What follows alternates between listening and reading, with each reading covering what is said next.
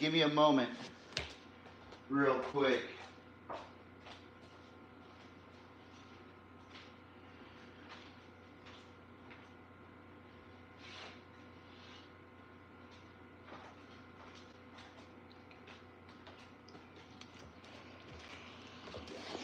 All right, ladies and gentlemen, welcome back to the Pigskin Mafia podcast.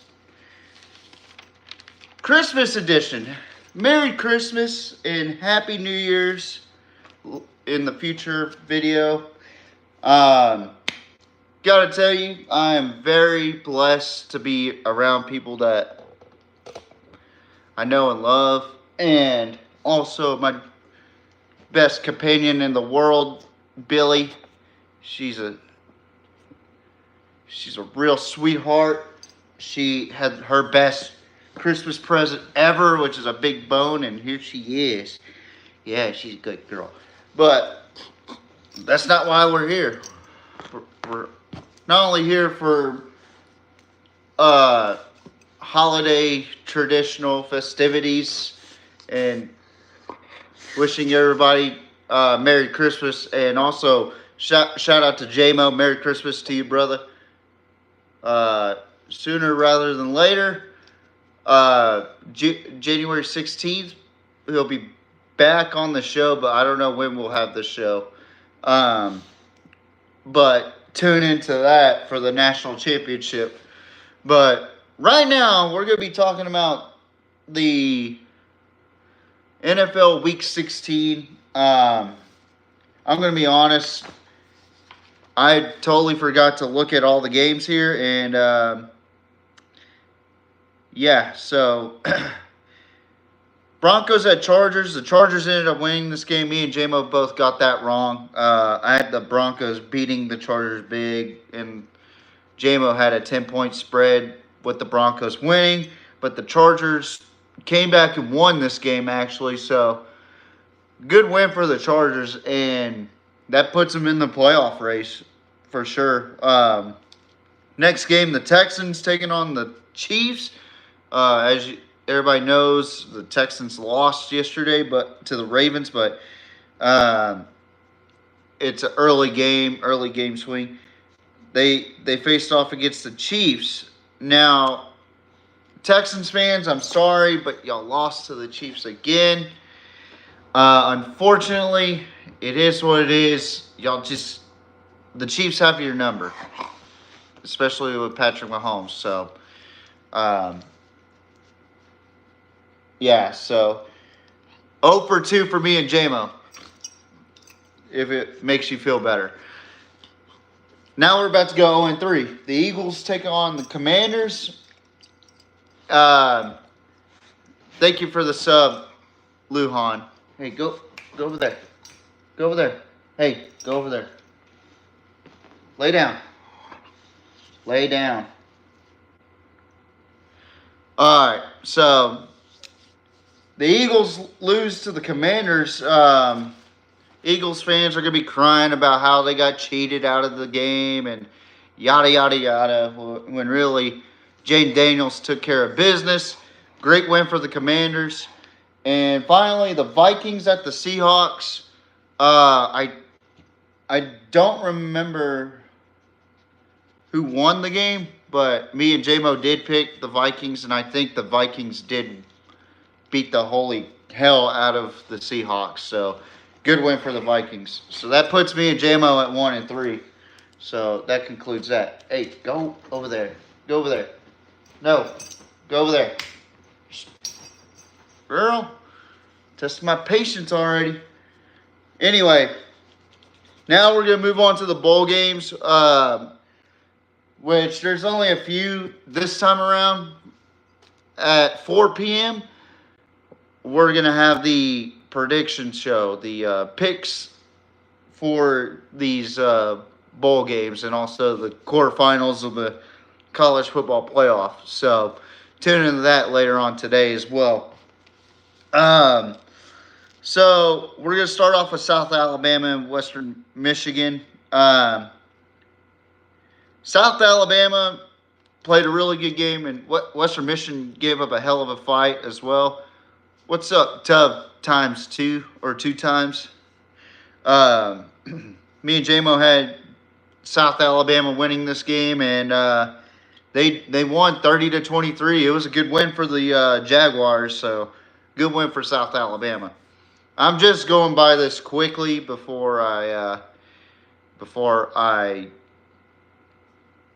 give my actual thoughts on here for the college football playoffs. So it's going to be a quick bowl game stretch here, so bear with me. So number 25, Memphis, 10-2, taking on West Virginia. Me and JMO had Memphis winning this one with rather big margins. I had 34-20. He had 24-10. It was actually really close. Memphis ended up winning, tight one, 42-37. Great win for Memphis in the Frisco Bowl. Now, in the Boca Raton Bowl, JMU, James Madison, taking on, thanks for the subscription there, Tuv. I don't want to mess up your name, so Tuv 2 times. Thank you for the subscribe. I had James Madison winning by 3. JMO had them winning by 7. James Madison took care of business against Western Kentucky, 27-17. Good win for the Dukes. Now, this game, I was almost spot on for this game. California, without Fernando Mendoza, who is now a Indiana Hoosier, took on the number 24 UNLV Rebels, who were 10-3 in the LA Bowl. Now, I had UNLV winning 24-10. JMO had 27-7. UNLV won 24-13, and they had a really brilliant fake punt. It was awesome. Good win for the Rebels. Okay. Now, we're moving on to December 19th for the New Orleans Bowl. Georgia Southern, 8-4, taking on Sam Houston State. Me and JMO had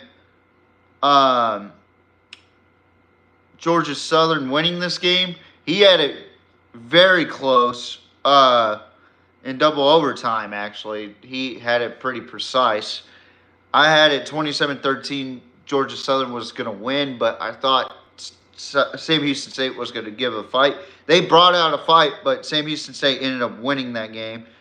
Actually, on here, I made the prediction of making Georgia Southern the winner. But if you go on my ESPN Capital One Bowl Challenge, I actually picked Sam Houston State to win. And there's a reason why I did that.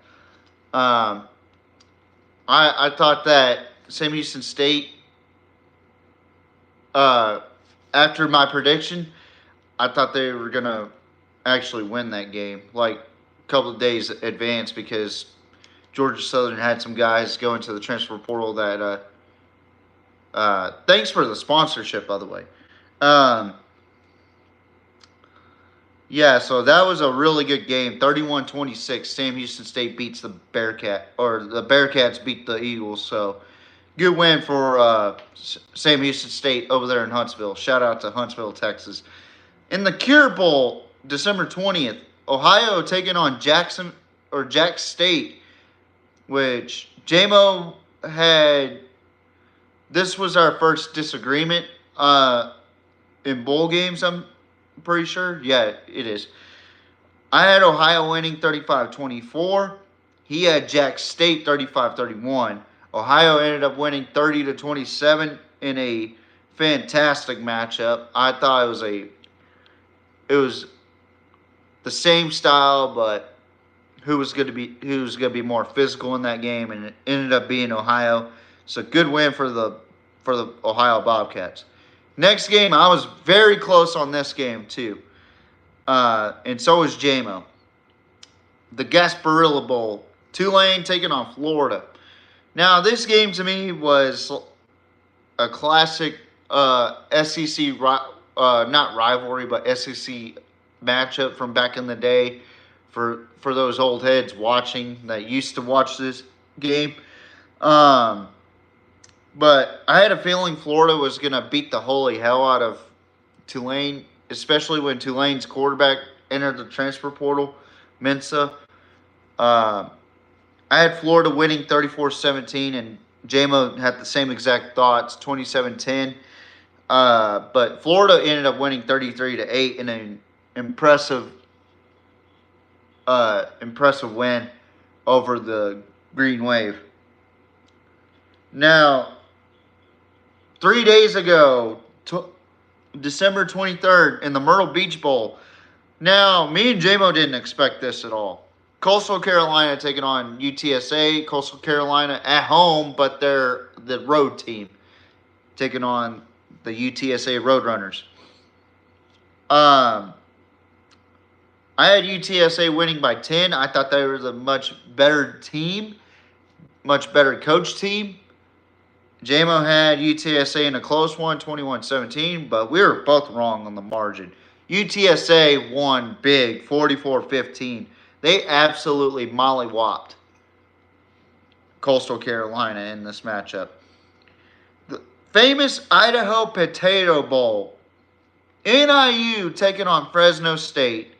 Now, me and JMO were really close on this prediction right here. JMO was actually really closer by 1 point. We both had NIU winning. I had 24-20. He had 27-20. NIU won 28-20. So that was a fantastic win by NIU, who could be a potential conference opponent for Fresno State. I mean, it was a good win for the NIU Huskies. So, good win and great post speech by their head coach. I thought that was brilliant. Now, this last game was Christmas Eve in the Hawaii Bowl. South Florida, who was 6-6, taking on San Jose State, who was 7-5. I thought this was a good matchup, but I thought San Jose State had the regional advantage, and also I thought they were a much better team. So I had them winning 38-27, and JMO had San Jose State winning 31-24. We were both wrong. South Florida ended up winning in 5 overtimes in this matchup, 41-39. I mean, it was unbelievable how well both teams were playing offensively, but great win for the Bulls and great win for South Florida over there in Tampa Bay, Florida. Now, finally, we're going to get to this. The college football playoff, first round. Now, what I'm about to say, there's a lot of games that in the college football playoff that really surprised me so far. Like how mediocre they really were. I wasn't surprised about SMU. But I was damn sure surprised about Tennessee. And how Notre Dame almost blew a big game.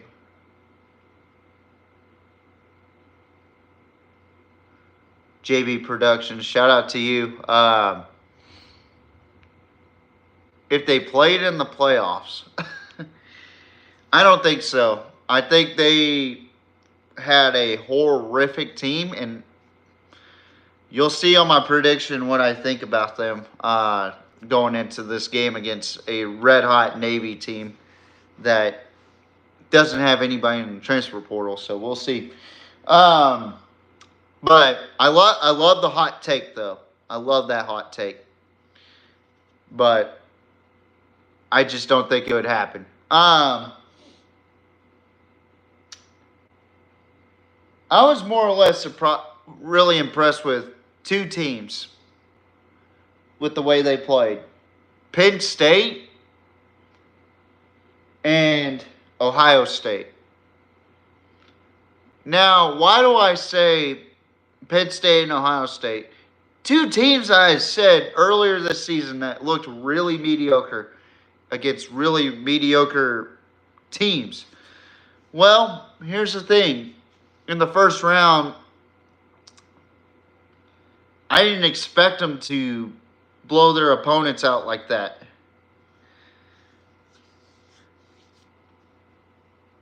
I mean, here's the problem with that. I agree to a certain extent right there, JB, or JB Productions.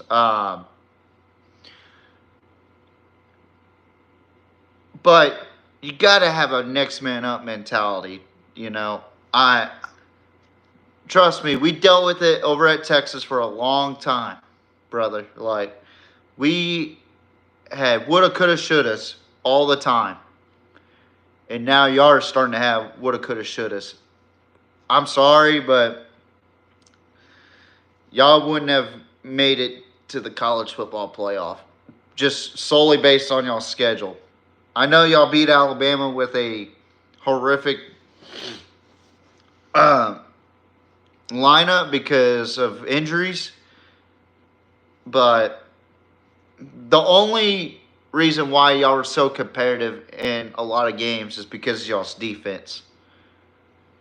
I understand that y'all had y'all's top receivers out and no starters on the O line. That's fine. That's fine. But the quarterback play was atrocious. I'm just gonna keep it a buck. And yeah, that's something to look at too. You got to think about your future schedule too. And yeah, I like your transfer quarterback coming in. The Washington State quarterback. That kid's a baller. I can't wait to see what he does in the SEC. I really look forward to watching that kid play. I really hope that we get to see how well he adjusts from playing in the Pac-12/2 to playing in a SEC environment. You know, I'm not downplaying anything about Oklahoma because they're going through the same thing that we went through, honestly. And I have tons of respect. Even though I hate your guts, I have a lot of respect for Oklahoma. So, thank you, Tough. But anyway, Penn State and Ohio State really impressed me just by the physicality against their opponents. Like, I get it, it's SMU, and hang on.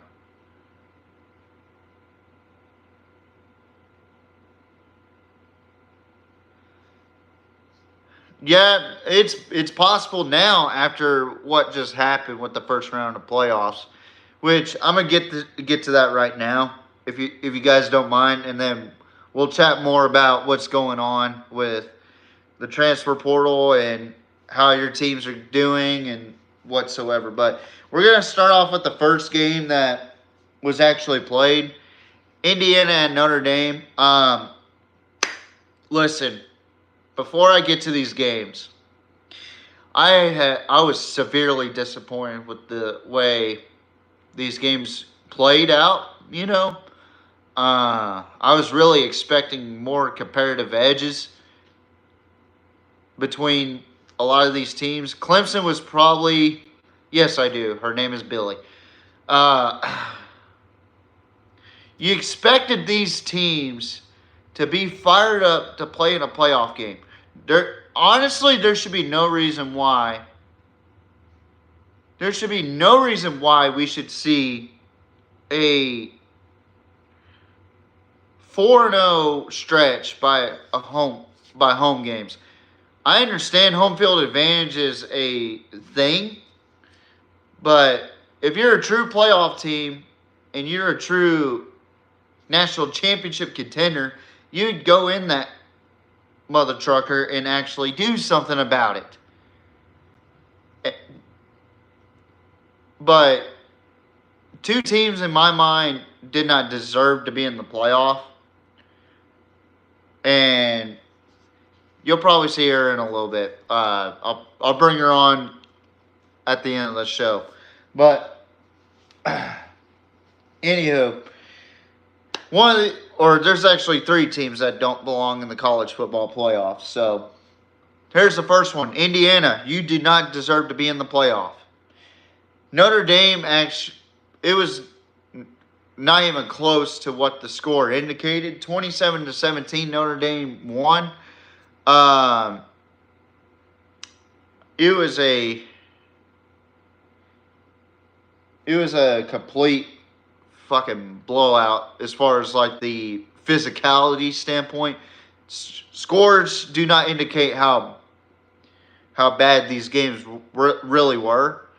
Notre Dame could have put up 60 on Indiana, I'm sure. I may be over dramatic about it, but they probably would. I thought Riley Leonard had a really good game. I thought the entire Notre Dame offense and defense had a tremendous game. And you just saw how... And Kurt Cignetti is a fucking idiot. I'm just going to put that out there. He is a jackass. He's probably a bigger jackass than Ryan Day now, since he wanted to talk shit on College game day because he's got cameras in his face. He wanted to talk his shit and say, well, we beat the shit out of top 25s. Well, you got your ass whipped. That's a good prediction right there, JB. Thanks. So the Fighting Irish beat the holy hell out of the Hoosiers, even though the score isn't what the on-field indicated. Just look at the yardage. It tells you everything. Or go rewatch the game. I recommend you rewatch the game. I'm not much of a stats guy.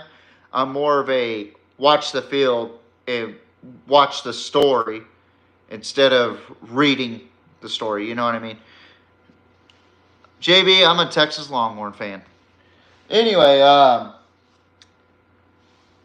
now we move on to SMU at Penn State, Saturday morning. Oh boy. I actually picked SMU to win this game, but I had a funny feeling that Penn State was going to beat the absolute shit out of SMU. I actually picked SMU as a Texas bias guy. That was a wishful thinking. It was a TCU Georgia moment for me that Saturday morning. Penn State, I woke up because I had to go to work the next day.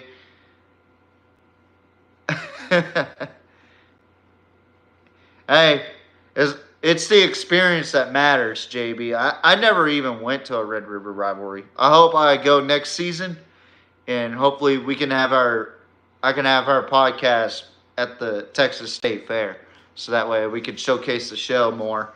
But yeah, Penn State beat the holy hell out of SMU.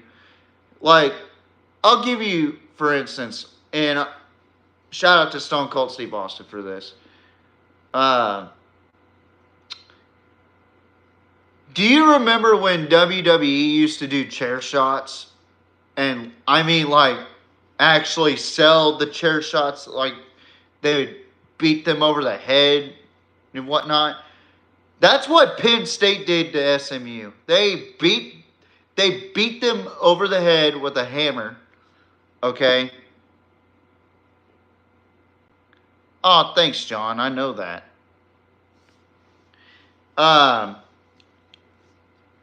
I'm glad you tell the truth on here. So, oh well. Anyway, Penn State just absolutely clobbered the Pony Express. They said the Pony Express don't run through here. And also they had their whiteout game. They had their throwback uniforms on. Penn State did. It was destined for SMU to lose this game. It was a travesty to watch.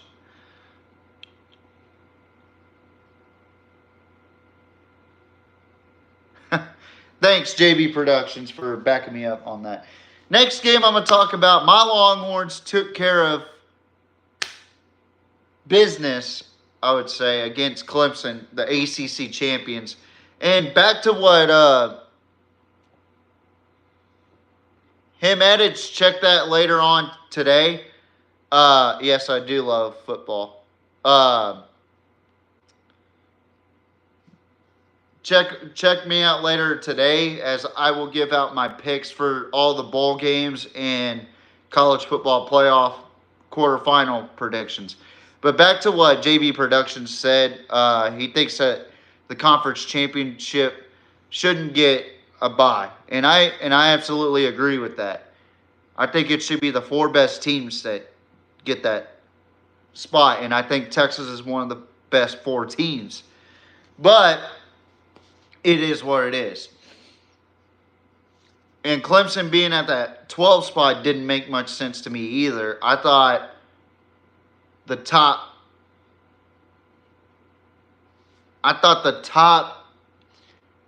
5 conference champions would get a top 5 spot. It wasn't the case. I guess they went by the college football 25 system and put them at 12 and pinned them up against Texas. I mean, honestly, Texas controlled the pace of this game. They really did. They controlled the line of scrimmage. It started off fast with Clemson scoring. Kate Klubnik looked fantastic in that game. And then Antonio Williams hit that night-night celebration. And then I said to myself, well,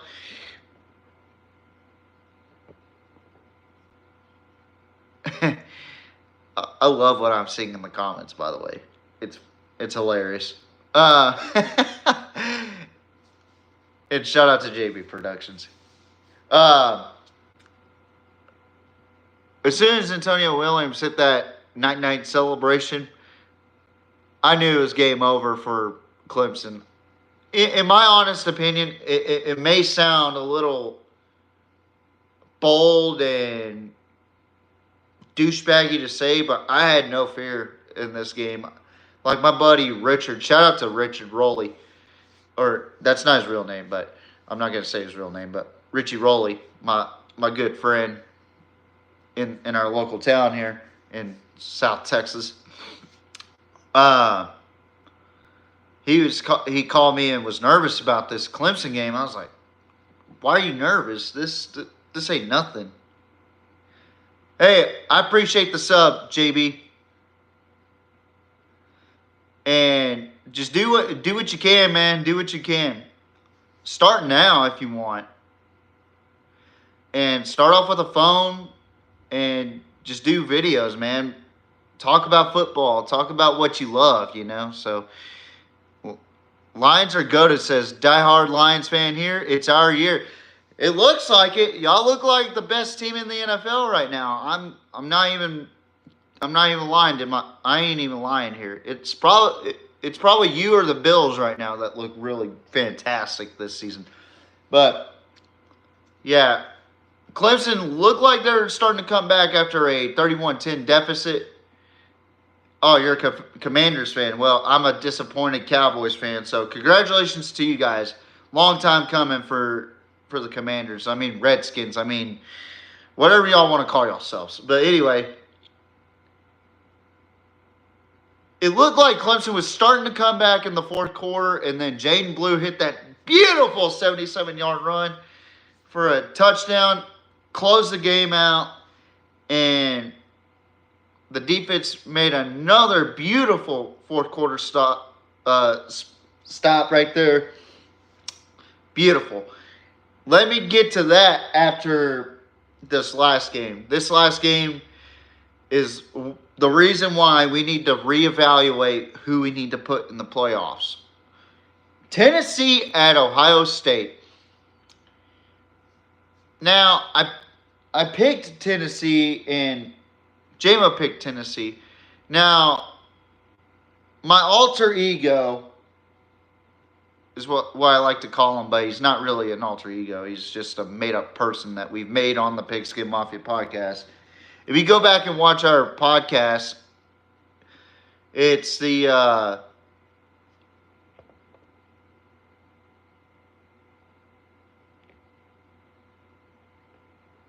All right, guys. I put John Huntley on timeout, so he won't be back for another 86,000 hours or seconds. I mean, so congratulations there, John. You fucking idiot. Um.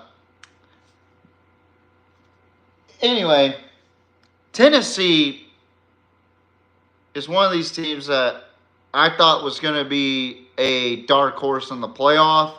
I really had high hopes for them. I thought Ohio State really dropped the ball against Michigan, and it looked like it was going to be the worst scenario possible. And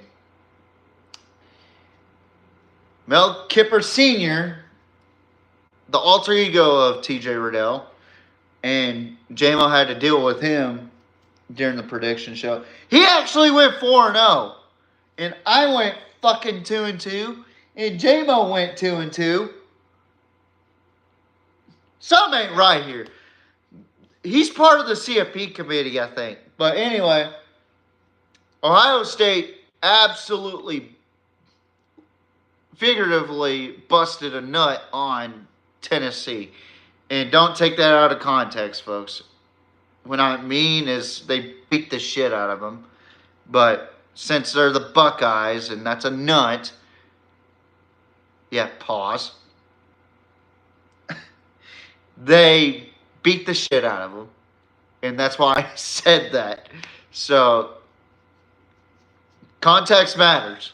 Anyway, I thought Ohio State looked really good out there against what I thought was a really good Tennessee team, but man, they looked horrible. So, good win for Ohio State. Good win for Mel Kiper Sr. He'll probably give out his CFP predictions later on today or maybe tomorrow morning or tomorrow. I don't know. The guy's a fucking lunatic. He's broken into my house twice. Whatever y'all do, don't.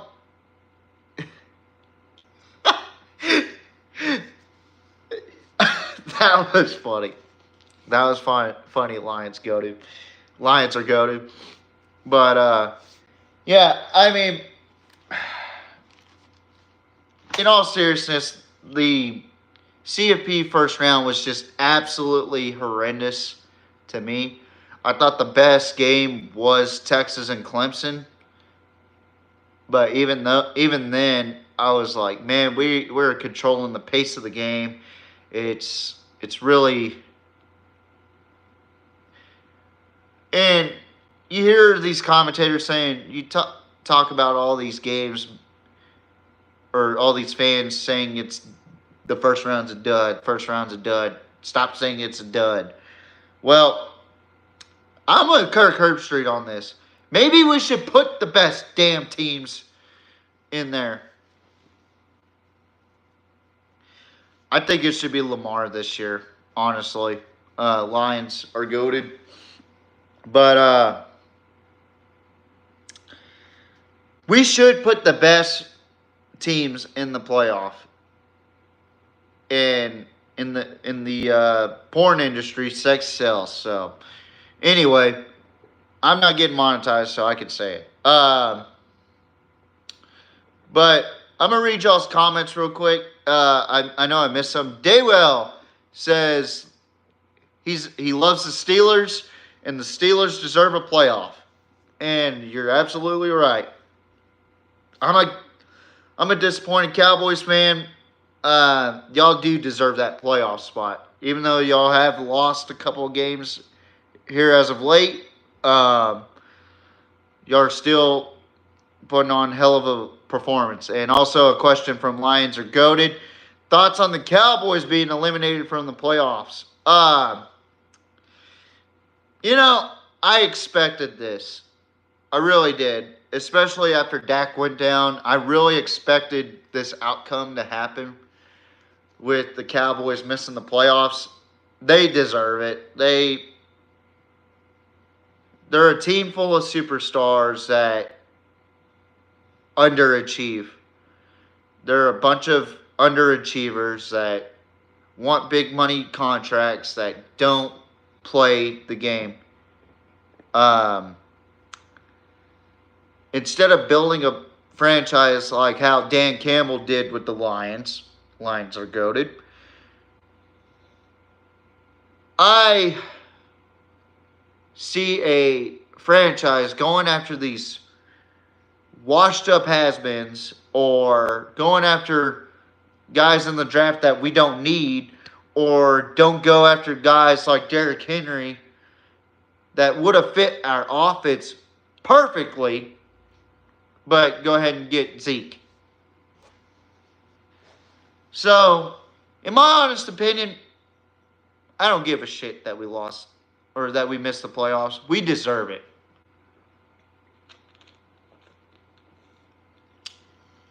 I'm not going to sit here like a casual Cowboys fan and sit here and say, well, we're going back to the Super Bowl next year. I think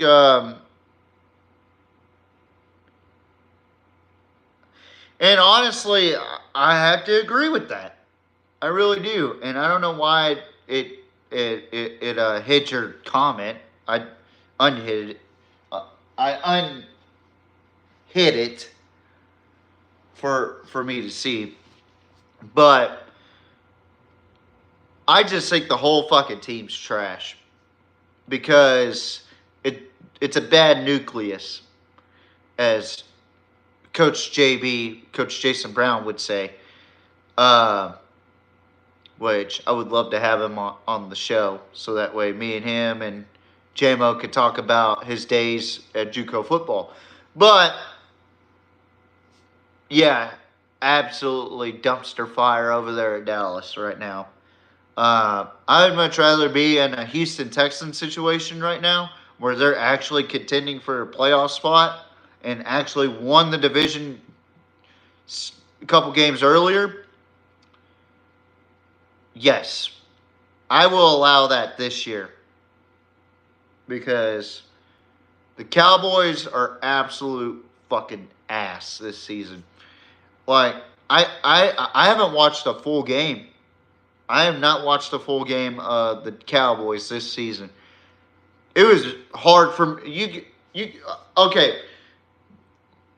My buddy Brett, he's a huge Texans fan. Shout out to him. You could go check him out on Growing Pains.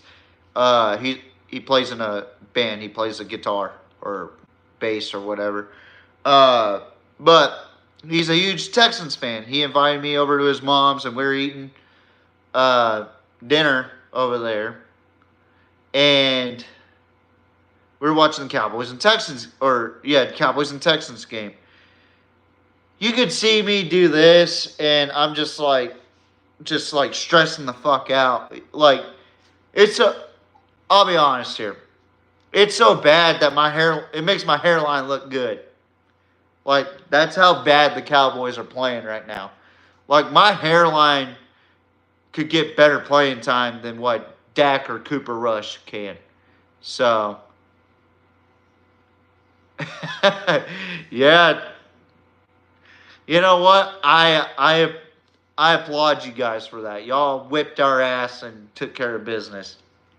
So, that's what I love, man. I love that we could talk about NFL and college and be real. Like, I'm trying to be that next guy that's outside of ESPN and Fox Sports that does this, interacts with the fans also. Now, with me and JMO on, it's kind of hard to read the comments or the chat, because we don't have a chat log on the actual screen itself.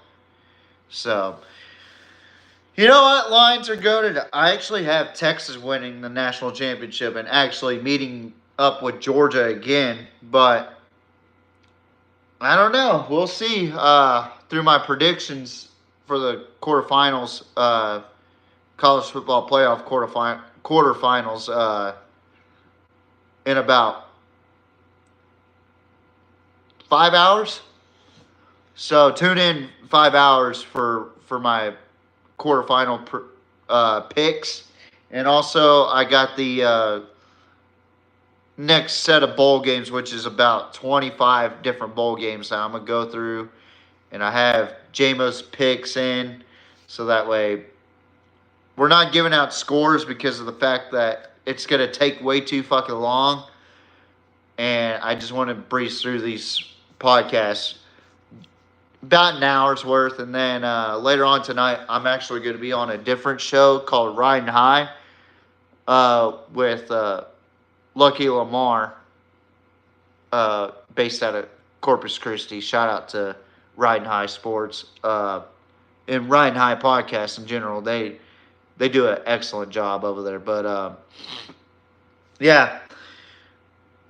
So we got 20 minutes of kill time, actually. We really do. So what'd y'all get for Christmas? That's what I want to know. How was y'all's Christmas? What did y'all eat? What did y'all get? What did y'all do for Christmas? I'll tell you what I did. I had hamburger steak with mashed potatoes and gravy, brown gravy. That's a home cooked meal that I haven't had in forever.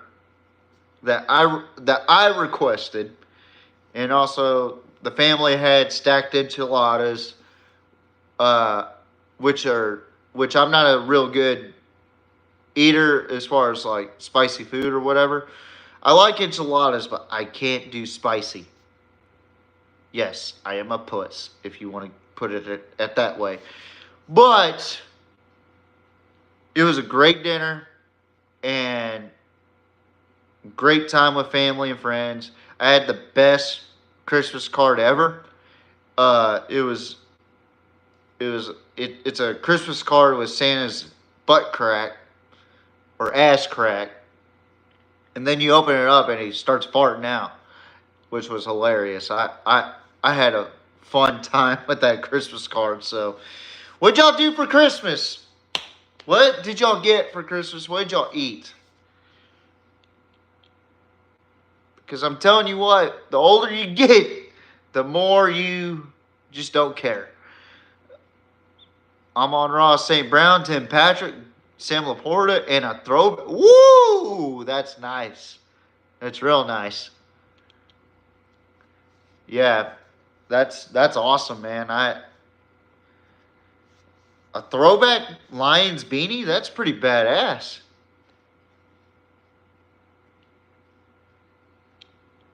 You should get yourself a Dan Campbell goatee.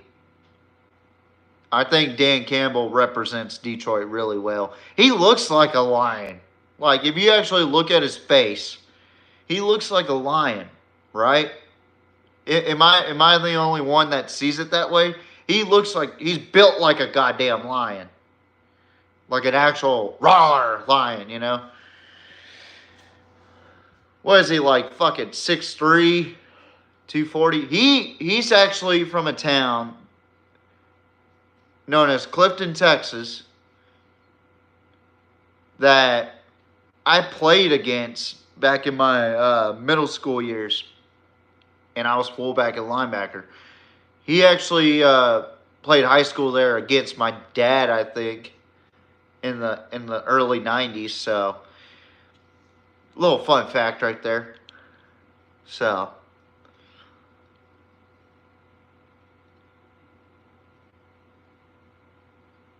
jerseys: Laporta, St. Brown, Tim Patrick, Gibbs, Jahmyr Gibbs, Devin Montgomery, and Barry Sanders. Nice. You had a hell of a Christmas. That's for damn sure. Are you a Michigan fan too? I know a lot of Lions fans are either Michigan or Michigan State or Ohio State. There's never anybody else besides those three that I know of. Or are you just a straight up NFL guy? Because I do know that there's just straight NFL guys too. Like they could care less about college football. But oh, you're a Cornhusker. Okay, so your dad went to Nebraska. He went to Lincoln, Nebraska. Okay. Yeah, so he was probably there for the the powerhouse 90 Cornhusker teams, huh? With Tommy Armstrong and all those guys. So that's pretty cool. That is awesome.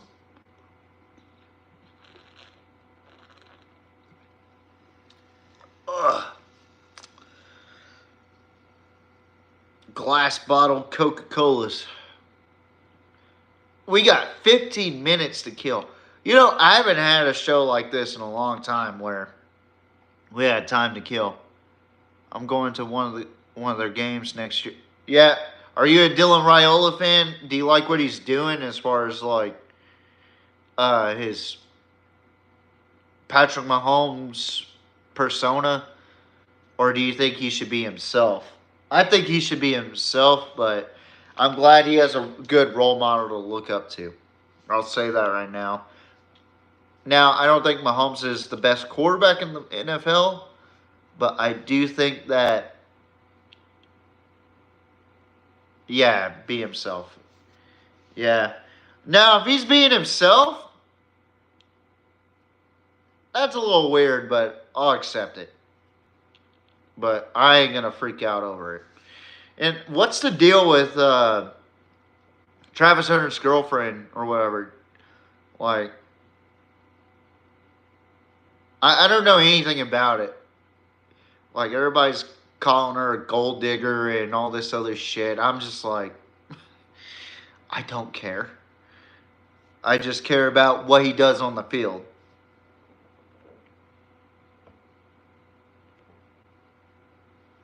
Yeah, he is a Mahomes wannabe, which is weird. Like, I hope he doesn't try to find a girlfriend like Brittany Mahomes. That's all I could say for him. I hope that he's not into crazy white women like Brittany Mahomes because Jesus Christ. There's plenty of those in White House, Texas. But anyway, Bill, come here. You know what? You want to be a part of the show for a minute? Come here. No, she had a good Christmas. She had a big bone, a Dallas Cowboys frisbee that we could throw outside. Oh yeah, I'll be talking about that one later today at 4. So tune into that. So I'll give a quick rundown. I'm just gonna give like maybe a minute tops on what I feel about these games and how do I feel about these teams going into these games. Boston College losing Tyler Castellanos may be a good thing for them, but Nebraska's is a tough team too, so I wouldn't put it past that.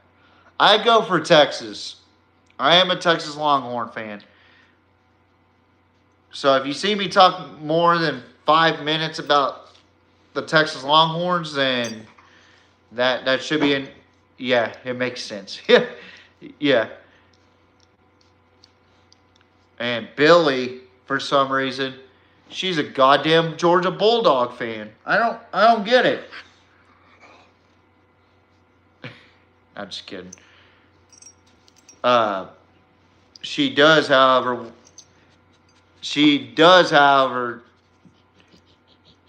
changes it to damn Dawson's Creek when I'm gone.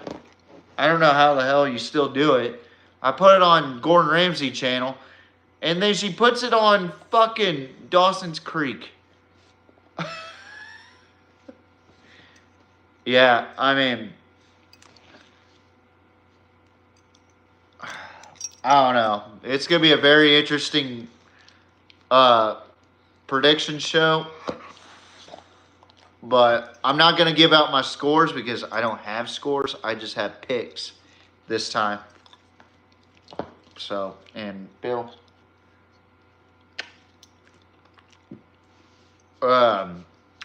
got a lot of viewerships tonight, or just now. So I appreciate you guys for watching, for real.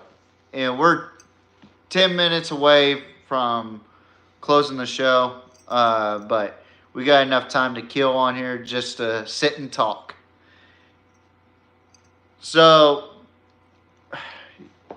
I don't necessarily hate Georgia. I hate their fan base. Well, I don't hate their fan base. I see some flaws with their fan base, and I see a lot of flaws with their program. Great team, and they're getting to that point where everybody hates them because they just win games, and that's true. But you have to respect that they are the team to beat no matter what. It was the same respect that you had for Alabama. You hate seeing them win, but you respect that they are a program to be reckoned with. Now with this transfer portal NIL era, things are probably going to look different. You're probably going to see, and also you're going to have the college football playoff expansion too to add on. It's crazy. And yeah, Nick Saban was the main reason why I respected them. I also respected them because they had such a really good foundation over there with quarterbacks and running backs. They may have not translated well into the league, but they were really good in college. Like Mark Ingram, Derrick Henry translated well to the league. Mark Ingram did translate to the league pretty well. He was just a really good secondary back.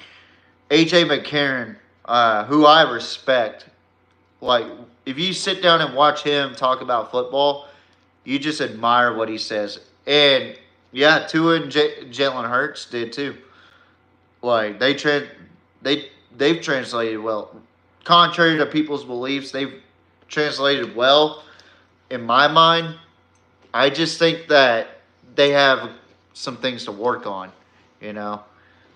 After listening to actual quarterback gurus that know what they're talking about, like Jason Brown, Coach JB from Netflix Last Chance U,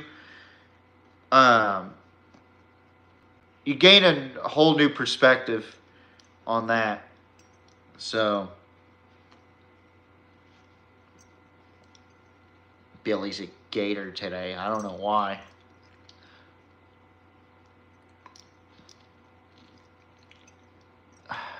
That may be true, but you got to look at his accuracy as well. Like sometimes his receivers have to do some of the work, but you're not wrong by saying that he translated well. I just think that he's got some things to work on, like his footwork, working on not injuring himself. That's the biggest thing. He needs to work on being in the pocket a little better.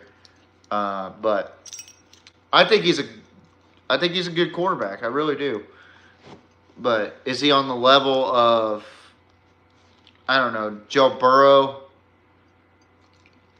Yeah. I agree with that statement right there. I definitely do. You could have Jalen Waddle and the shitbird Tyreek Hill on your team, and you could. Here's the thing about Joe Burrow, right?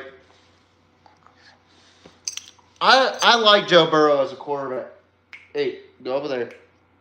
Hey, your time's over. Go over there. Go over there. All right. I like Joe Burrow. I really do. I've liked him since he played at LSU. I like his moxie. I like his swagger. I like the way he plays quarterback. He plays the quarterback position like his personality. Okay? But And I agree with that statement too. But the problem with Joe Burrow is his injuries. His injuries are hindering his performance.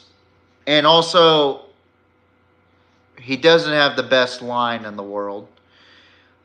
I just hope that the Bengals organization can bring back T. Higgins and possibly draft some O-line for him, and also plug in some spots on defense too, because Jesus Christ, the offense can't do all the work for Cincinnati. Joe Burrow can't do all the work. Let's keep it a buck. Like Jamar Chase, I haven't really seen him much. But then again, I don't really pay as much attention to NFL as I do with college. But I think Joe Burrow's a really good quarterback, and he deserves that respect. But it's also the team that he's on is why he's not getting that MVP. If he were to play for, I don't know, the Dolphins, I think he would have done twice better than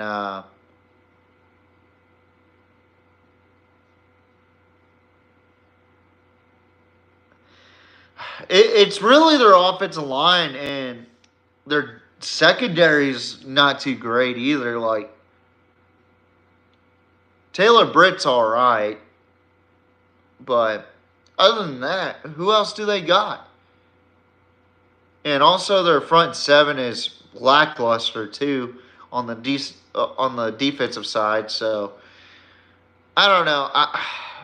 Cincinnati infuriates me because of the fact that they have such a talented quarterback go to waste yet again. Boomer Esiason, Carson Palmer. Oh yeah, that was beautiful. That was a beautiful pick. And he said he talked that talk and walked the walk. So I do respect that about him. When he talks, he walks it. But we're about 2 minutes away from ending the show. Again, I just want to thank everybody for tuning in, commenting. Yeah, that part too. Lions are goated. But I just want to thank everybody for tuning in to this show. I know we're not the biggest show on YouTube or any platform. You can check us out on Twitch when me and Jamar are on as well. So if you have a phone and a TV, turn on YouTube on the TV and watch it on the phone as well. If you want to watch it that way, I mean, I don't care how you watch it, as long as you can watch it. And I appreciate the subscriptions today as well. I appreciate the viewership today. We had a great turnout post Christmas. I mean, I thought we were going to have low numbers today, but y'all exceeded my expectations today. And tell your friends, tell your family, tell your grandpa, tell your coworkers about this show, because we're still larging and charging, and we'll have our national championship show, our Super Bowl show, our pre-draft special, our draft special, which is a big thing for us. It'll be our 4th year running for the draft special. So tune in to those as well. But tune in tonight at 4 p.m. Central Time, as I will be going over mine and JMO's picks for the bowl games and college football playoff quarterfinals. And I'm going to give off my picks for NFL.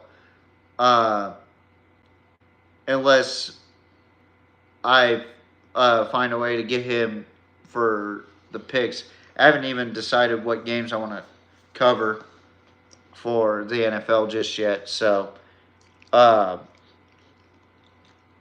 thank you guys for watching.